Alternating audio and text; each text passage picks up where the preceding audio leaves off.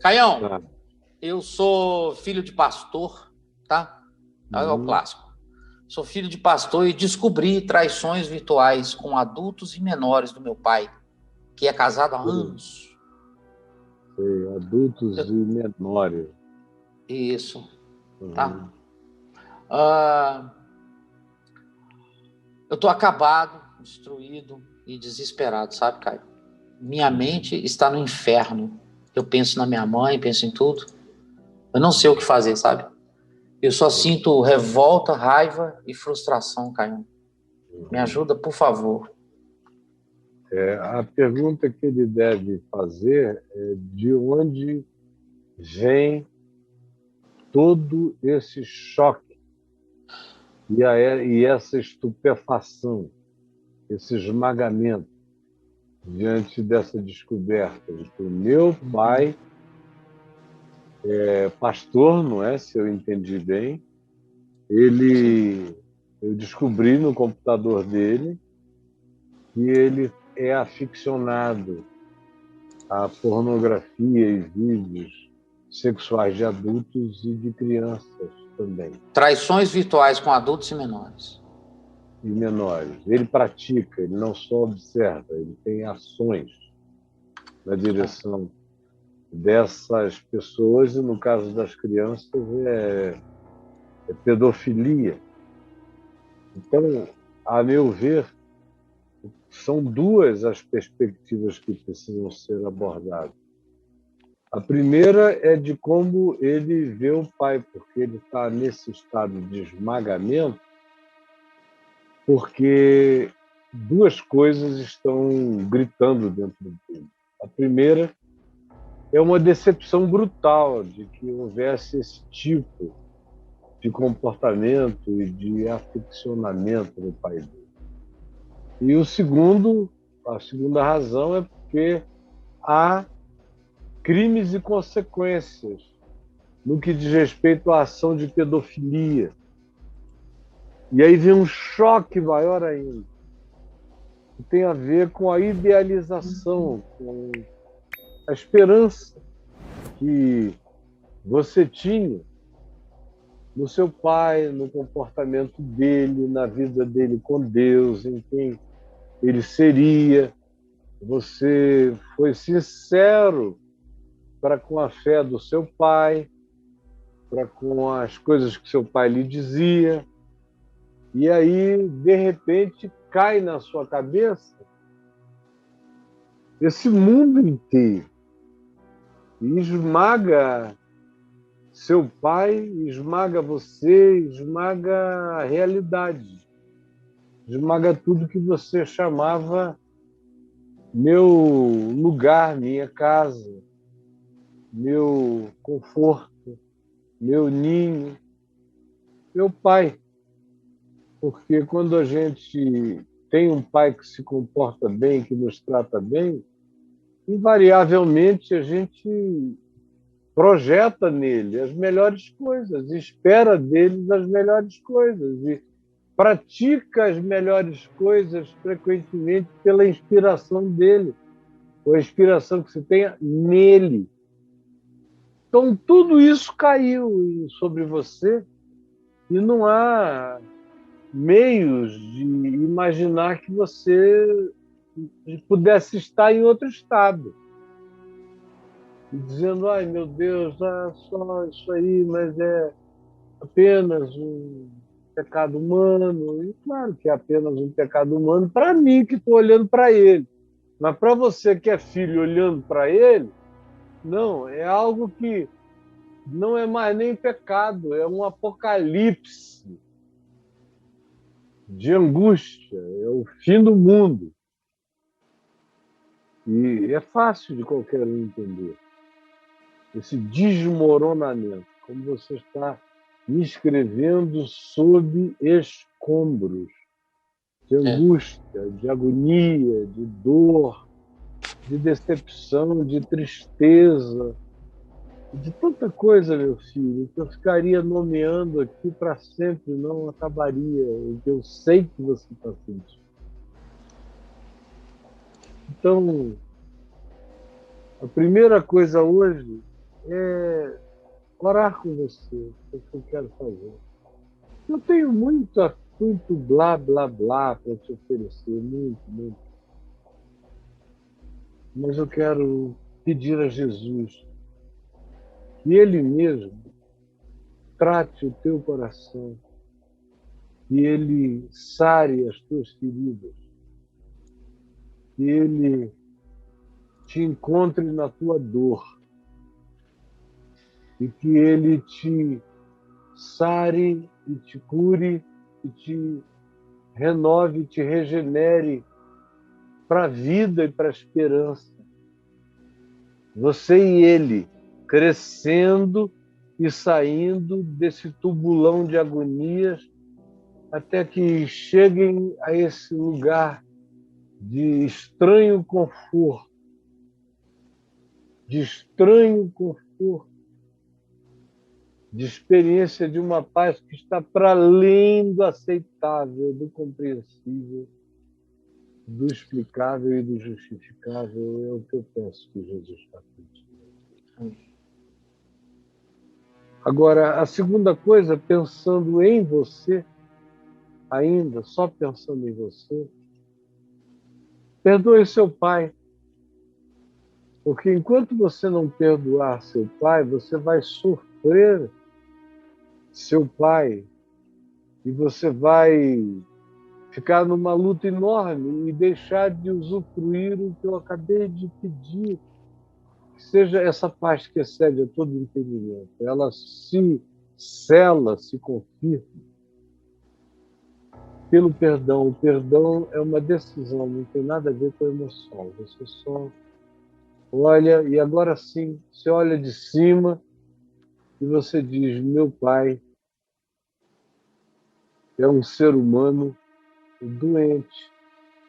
Ele não desenvolveu bem as emoções, a sexualidade. Ele tem um lado dele lá na infância, que é essa atração por crianças, que começa cedo, e quando a pessoa fica adulta, o nome disso é pedofilia. Mas antes de ser pedofilia, ou seja, um adulto desejando crianças, começou com a atração intensa por um igual e por uma infantilidade que frisou a sexualidade naquela área, naquela dimensão, e a pessoa nunca deixou que a sexualidade crescesse. Ela ganhou um certo aprisionamento, virou um fetiche altamente viciante. Agora, é claro, o seu pai é um adulto, ele também tem trocas da mesma natureza com adultos que o veem na internet, que o procuram, que o provocam, aos quais ele responde. E tem a ver também com toda essa doença da sexualidade proibida, escondida, que só empurra a gente, qualquer um, para um lugar cada vez mais adoecido. Tudo que é culposo, escondido e angustioso só produz em nós um abismamento cada vez mais profundo do que é pior e cada vez pior. Então, olhe para o vício, para a angústia, para a doença do seu pai, porque isso que ele é uma dor esmagadora pode se transformar num amadurecimento, se vier e for praticado com essa consciência, com perdão, e com a vida colocada diante de Deus realmente, isso pode se transformar numa maturação extraordinária de Deus no seu coração. Quando um filho olha para uma coisa tão horrorosa como essa e aprende a perdoar o pai, meu Deus, ele cresce em infinitudes dentro de si mesmo. Isso pode acontecer com você. Aí você diz: é impossível. Eu digo: não, é pela fé. É uma escolha, você escolhe isso. E não significa dizer que você fica olhando o seu pai como um bonzinho, nada disso. Só uma decisão de perdoá-lo, que não tem nada a ver com não enxergá-lo. Ao contrário, a gente enxerga, e é porque a gente enxerga que a gente vê a doença. E quando a gente vê a doença, a gente se enche de compaixão e perdoa. O pai pedófilo e o pai traidor. Agora, tem uma terceira coisa que eu precisaria saber a sua idade. Mas se você tiver mais de 18 anos, e pelo que o Braulio disse, aparentemente você é casado até, então eu imagino que você tem aí pelo menos uns 24, 25 anos. Já chegou aqui, ele informou tudo. Ele já escreveu tudo que precisava. Falou, Caio, eu tenho 33 anos, tá? Uhum. Os meus pais já estão na casa dos 60 anos, eles têm 30 anos de casado, mais ou menos.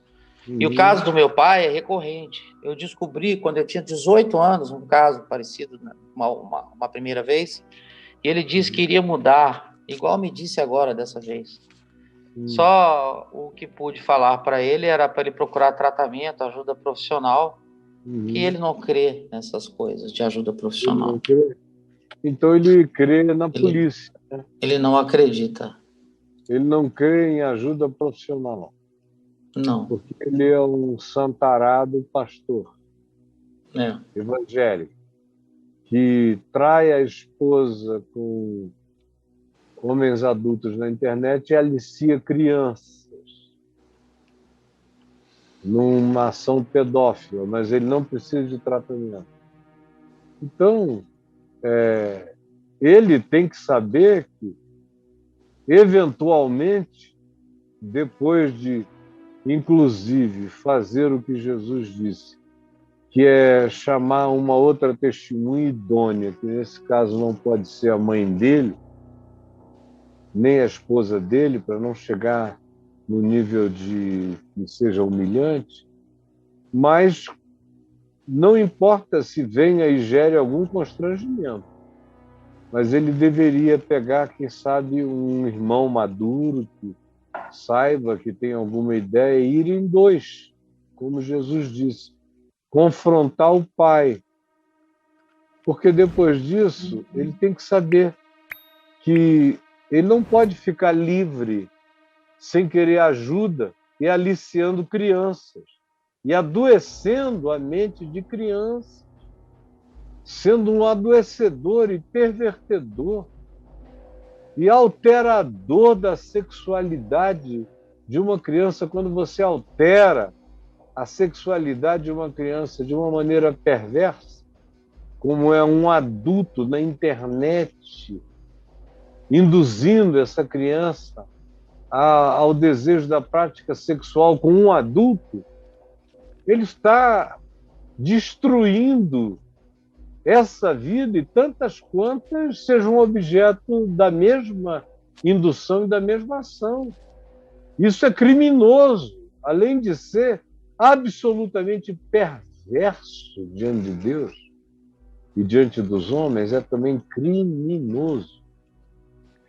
E ele não pode ficar fazendo isso e não pode se salvar atrás do argumento de que é só na internet. Ele não vai ao encontro dessas crianças. Ele só gosta de ver bundinha, pintinho, dizer que quer chupar pintinho, que quer lamber bundinha. Ai, ai. E que quer que, como seria lindo se você também chupasse o meu pintinho. Cara, eu conheço pedófilos a minha vida inteira. Mas quando eu estive preso naquele malogro, naquela loucura que nunca houve na história da legislação brasileira, um cara preso por opinião ou honra, e lá fui eu, foi por absoluto descaso para com o processo. Ele correu sozinho durante 21 anos. E eu fui surpreendido aqui, não vem ao caso o fato de que ele poderia ser absolutamente evitado, mas o fato é que aconteceu como aconteceu, e o meu objetivo é dizer outra coisa. Lá dentro da Papuda, na área que eu fiquei, durante 4 dias e 3 noites, é chamada de a ala dos vulneráveis. Naquele tempo só tinha presos políticos presos e figuras de investigações da Lava Jato ou do Mensalão, presas lá. Os outros todos, os apenados, com os quais eu convivi, comi, dormi e me envolvi pregando a palavra, eram todos indivíduos, quase todos, que tinham praticado crimes dessa natureza. Sexual, pedofilia, ataques, estupros, coisas do gênero. E também muito com criança. Mas havia um deles, um cidadão forte, que tinha um nome até contraditório em relação ao crime dele, e que era um pedófilo desses que não se segurava quando via uma criancinha. Estava louco, tarado. E que gostou de mim. Toda onde eu estava, ele estava. Onde eu falava, ele estava ali do lado ouvindo. Na hora do almoço, do café da manhã, se eu sentasse, ele vinha, sentava próximo, sempre querendo conversar algum assunto. E ele tinha até um papo interessante em algumas coisas. Mas é a cadeia o lugar de uma pessoa que fica fazendo esse tipo de indução.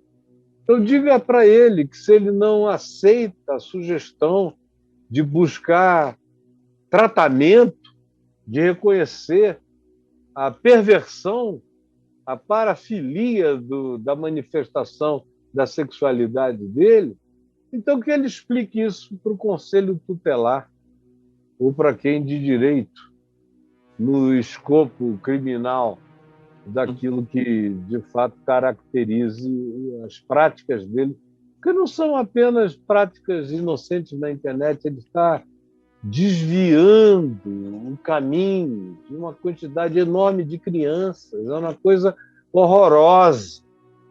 Então, e ele está lá, de pastorzinho, de modo que você não fique chocado, não diga, ai meu Deus, eu perdi a fé, porque a sua fé não tem que ser em homem algum. A sua fé está naquele que foi tentado em todas as coisas à nossa semelhança, mas sem pecar. Mas o que eu lhe sugiro fazer é isso, e a minha oração por você é essa, que diante de Deus eu já manifestei aqui, por você, pela sua família, pela sua casa. Que Deus te abençoe, meu filho. Qualquer coisa, volta e traz mais para a gente conversar, tá bom? Ouve o que eu falei no recorte, ouça de novo e tente interiorizar, compreender bem o significado de cada palavra que eu lhe falei, tá bom? Beijo.